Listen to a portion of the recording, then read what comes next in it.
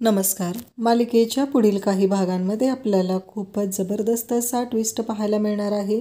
भूमी रागिणीच्या विरोधात सगळे पुरावे गोळा करत आहे. रागिणीला भूमीने चारी बाजूंनी वेढलेलं आहे आणि रागिणीची ती कशी वाट लावते.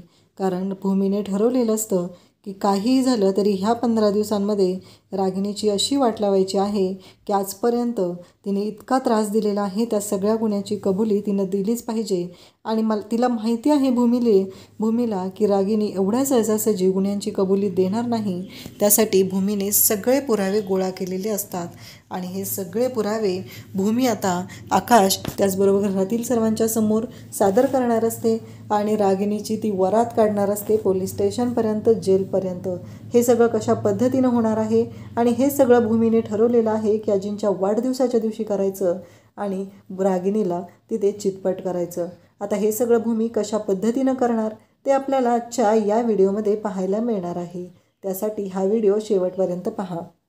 तर इकडे पारितोषने भूमीला फोन केलेला असतो आणि पारितोष भूमीला सांगत असतो की भूमी, मी तुला आता जे सांगतोय ते शांतपूर्वक ऐक.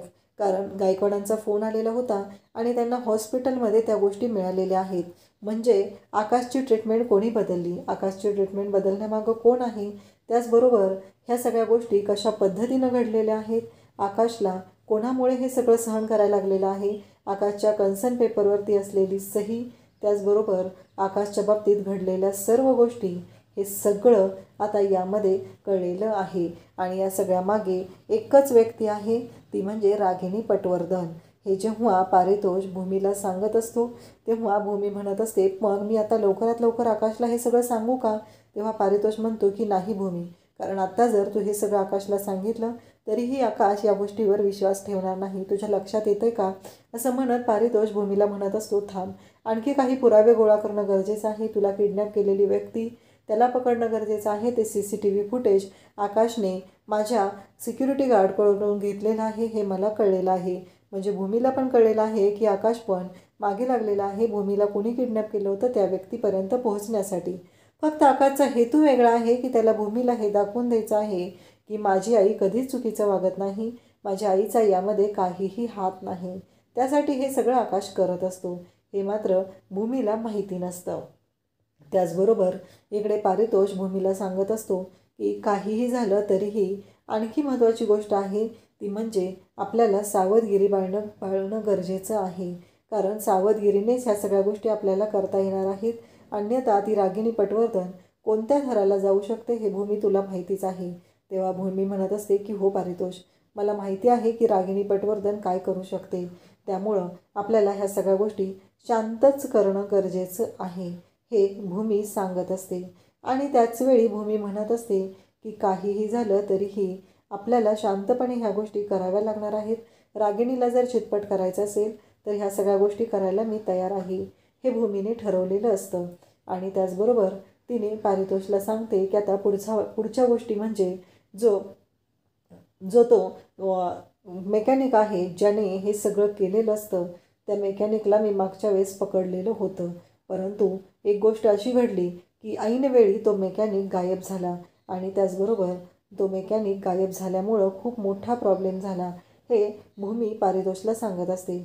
आणि ती पारितोषला म्हणत असते की काहीही झालं तरीही एक महत्त्वाची गोष्ट आहे ती म्हणजे की आत्ता आपल्याला त्या मेकॅनिकला शोधणं गरजेचं आहे.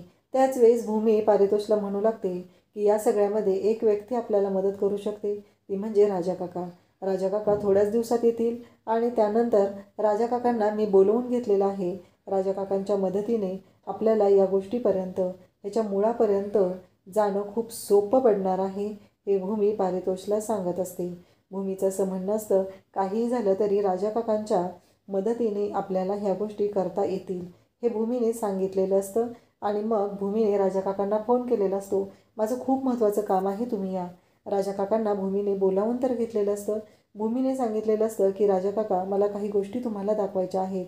मग भूमी राजा काकांना एका ठिकाणी घेऊन जाते आणि तिथं गेल्यानंतर त्या हॉस्पिटलमधलं CCTV फुटेज जे आहे ते सगळं भूमी राजा काकांना दाखवत असते. राजा काकांना म्हणत असते की काहीही झालं तरीही काका तुम्हाला माझी मदत करावी लागेल. तुम्हाला या गोष्टी खूपच क्रिटिकल वाटणार आहेत, पण या सगळ्यामागं जी व्यक्ती आहे आकाशची ट्रीटमेंट बदलणं, तुम्हाला जेलमध्ये टाकणं, या सगळ्यामागं कोण आहे हे मला कळलेलं आहे. तुमचा विश्वास बसणार नाही, पण मी तुमच्यापर्यंत ह्या गोष्टी आणणार आहे. पण माझ्याकडे सगळे पुरावे आहेत, त्यामुळं तुम्ही काळजी करू नका, हे भूमी राजाकाकांना सांगत असते. भूमीचं असं म्हणणं असतं की तुमचा विश्वास बसणार नाही, पण मी तुम्हाला सगळे पुरावे दाखवेल, त्यावेळेस तुम्हाला पटेल की मी काय बोलते ते सत्य आहे की नाही, असं भूमीने राजाकाकांना सांगितलेलं असतं. आणि त्याचबरोबर भूमीचं असं म्हणणं असतं की काहीही झालं तरीही ही गोष्ट तुम्ही बाहेर कोणालाही कळू द्यायची नाही. माझा फक्त आणि फक्त तुमच्यावर विश्वास आहे, म्हणून मी एवढं अर्जंट फोन करून तुम्हाला बोलवून घेतलेलं आहे. कारण मला माहिती आहे की मी ही गोष्ट आकाशला जरी सांगितली तरी आकाश एवढ्या सहजासहजी माझ्यावरती विश्वास ठेवणार नाही, हे भूमी राजाकाकांना सांगत असते. आणि त्याचबरोबर ती राजाकाकांना म्हणत असते की मला आत्ता सध्या वाटतं की मी ही गोष्ट फक्त आणि फक्त तुमच्याबरोबरच शेअर करू शकते, म्हणून मी तुम्हाला बोलवून घेतलेलं आहे. मग भूमी राजाकाकांना घेऊन हॉस्पिटलमध्ये जाते आणि तिथे गेल्यानंतर त्या हॉस्पिटलचे सगळे जे डिटेल्स आहेत, तिथले पुरावे आहेत, ती राजाकाकांना दाखवते. राजाकाकांना ती विचारते की आकाशची ट्रीटमेंट ऐनवेळी का चेंज केली? आकाशची डॉक्टर प्रधान यांच्याकडे ट्रीटमेंट होती, मग अचानक असं काय घडलं म्हणून आत्यांना ही ट्रीटमेंट चेंज करावी लागली? तर राजाकाका म्हणतात की मला नाही माहिती, मला रागिणीने कधीच नाही सांगितलं की ही ट्रीटमेंट रागिणीनं चेंज केलेली होती ते. तेव्हा भूमी म्हणते, हे बघितलं का तुम्ही? आकाश देते. तेव्हा राजाकाकांनाही बरोबर शंका येऊ लागते. त्यावेळेस भूमीला राजाकाका म्हणू लागतात, पण भूमी तुझ्या एक गोष्ट लक्षात येते का? हे सगळं करण्यामागे तू रागिणीवरती डायरेक्टली आरोप करत आहे. तेव्हा भूमी म्हणते की काका, तुम्ही गेल्यानंतर खूप गोष्टी अशा घडलेल्या आहेत की ज्याचा विचार तुम्ही करूही शकत नाही. कारण आत्या एवढ्या खालच्या थराला जातील असं मला कधीही वाटलं नव्हतं. कारण तुम्ही सगळे घरातले त्यांना एवढे मानता, परंतु आत्यांनी हे सगळं केलेलं आहे. इव्हन एवढंच नाही तर बोट ब्लास्ट जो झालेला होता त्यामध्येही आत्याच जबाबदार होत्या, हे भूमी राजाकाकांना सांगत असते. तेव्हा मात्र राजाकाकांना धक्का बसतो. राजाकाका म्हणतात की तुला कळतंय का भूमी, तू डायरेक्टली रागिणीवरती आरोप करते, तेही आकाशला मारण्याचे. तुझ्या लक्षात येते का या सगळ्याचे परिणाम काय होणार आहेत? तेव्हा भूमी म्हणते की हो, मला माहिती आहे की याचे परिणाम किती वाईट होणार आहेत, पण माझ्याकडे कोणताही ऑप्शन नाही, कारण रागिणी आत्यांनीच हे केलेलं आहे याबद्दल मला खात्री आहे, हे सगळं भूमी सांगत असते. तेव्हा राजाकाका म्हणू लागतात की भूमी, पण मी एवढा सहजासहजी विश्वास नाही ठेवू शकत तुझ्यावरती, कारण महाजन कुटुंबासाठी रागिणीनं जे काय केलेलं आहे ते तुला नाही माहिती. कारण गेली 6 वर्ष झालं रागिणी हा बिझनेस वाढवण्यासाठी हे सगळं करत आहे. तेव्हा मात्र इकडे भूमी म्हणते की मला सगळं माहिती आहे, हे सगळं रागिणी आत्या करत आहेत, परंतु हे सगळं रागिणी आत्या करत आहे ते फक्त आणि फक्त प्रॉपर्टीसाठी करत आहेत, त्यांचा दुसरा कोणताही हेतू नाही. हे भूमी जेव्हा सांगते तेव्हा मात्र राजाकाकांना धक्का बसतो. राजाकाका म्हणू लागतात की तू काय सांगते भूमी, तुझ्या लक्षात येतं का? तेव्हा भूमी म्हणते की हो, हे माझ्या लक्षात येत आहे, म्हणून तर मी तुम्हाला एवढं स्पष्टपणे सांगत आहे की हे सगळं रागिणी आत्यांनी केलेलं आहे, अन्यथा मी रागिणी आत्यावरती आरोप केले नसते. कारण तुम्हाला नाही माहिती काका, जेव्हा तुम्ही आता बाहेर गेलेला होता तेव्हा पुन्हा एकदा रागिणी आत्यांनी मला किडनॅप केलेलं होतं, एका जंगलात बांधून ठेवलेलं होतं आणि मला मारण्याचाही प्रयत्न केलेला होता. भूमीने राजाकाकांना आता हॉस्पिटलमध्ये आणलेलं आहे.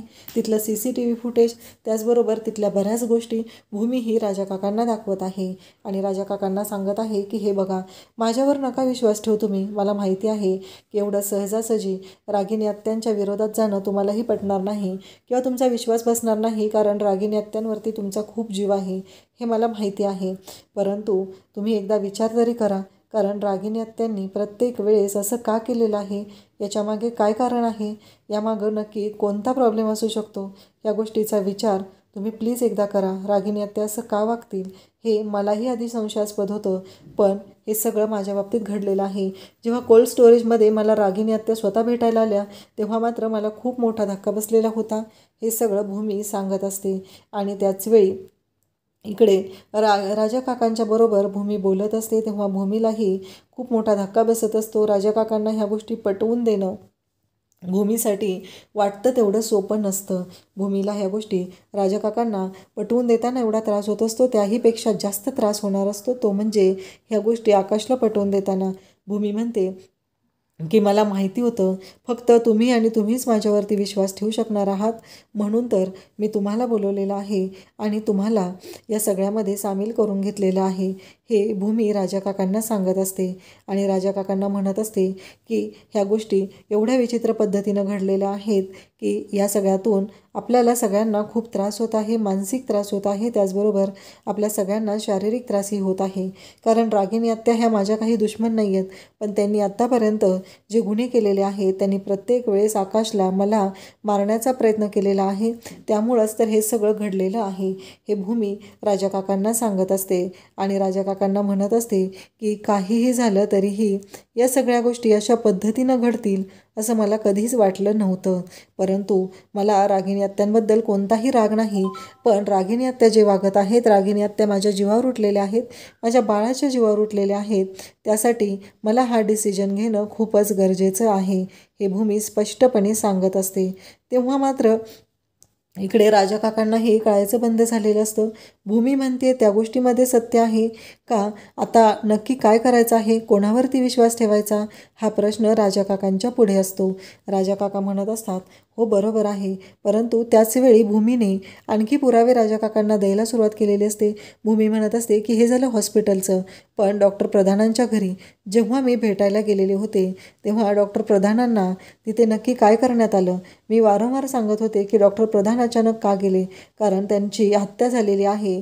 आणि मग त्यासाठी रागिनीने जो डिटेक्टिव्ह कामाला लावलेला होता त्या डिटेक्टिव्हला भूमीने मिळवलेलं असतं. आणि राजा काकांनी त्याचवेळी आकाशलाही फोन करून बोलावून घेतलेलं असतं. आकाशलाही या सगळ्या गोष्टींची कल्पना राजा काकांना द्यायची असते, म्हणून भूमीने आकाशलाही बोलावलेलं असतं. आकाशही तिथं आलेला असतो आणि तो व्यक्ती सांगते की हो, हे सगळं मला रागिनी मॅडमनी करायला सांगितलेलं. आकाश म्हणतो तुम्ही डायरेक्टली कोणावरती आरोप करता तुम्हाला माहिती आहे का.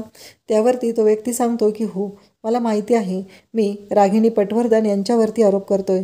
आकाश म्हणतो की ती माझी आई आहे, तुम्ही बुडाचे आरोप तिच्यावरती करू शकत नाही.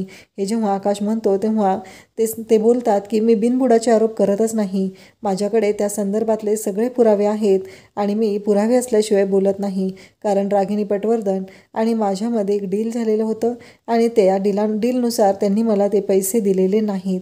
आणि हे सगळे आरोप आता भूमीने केलेले असतात आणि रागिनीची तर वाटच लावलेली असते.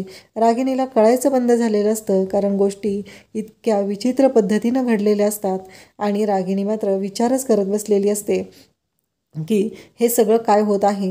रागिनीने सूत्र हलवण्याआधी इकडे आकाश, भूमी, राजा काका सगळ्यांनी सूत्र हलवलेली असतात आणि रागिनीला खूप मोठा धक्का दिलेला असतो.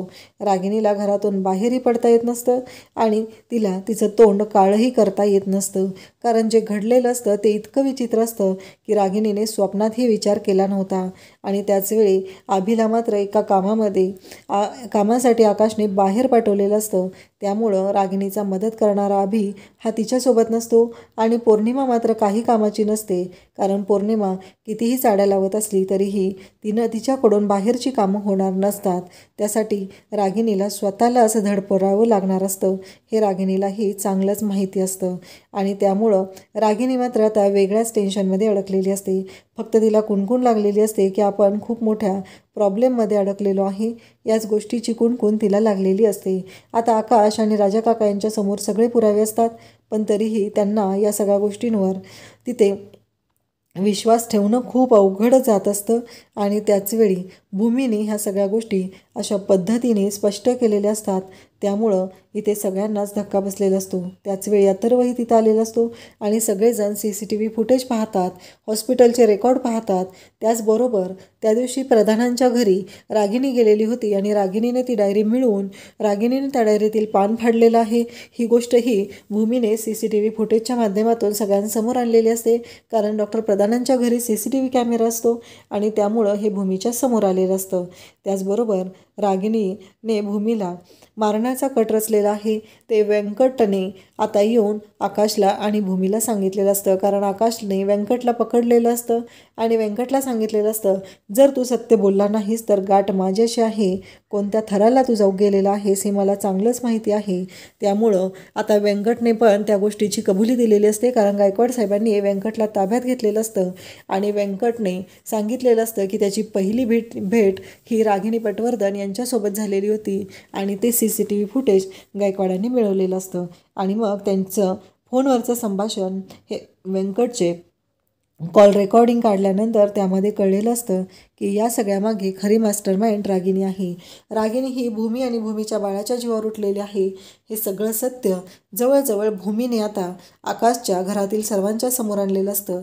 एवढंच नाही तर राजा काकांना जेलमध्ये पाठवणारी सुद्धा रागिनीच आहे हे भूमीने सगळ्यांच्या समोर आणलेलं असतं. शेवटी रागिनीच्या पापाचा घडा भरलेला असतो.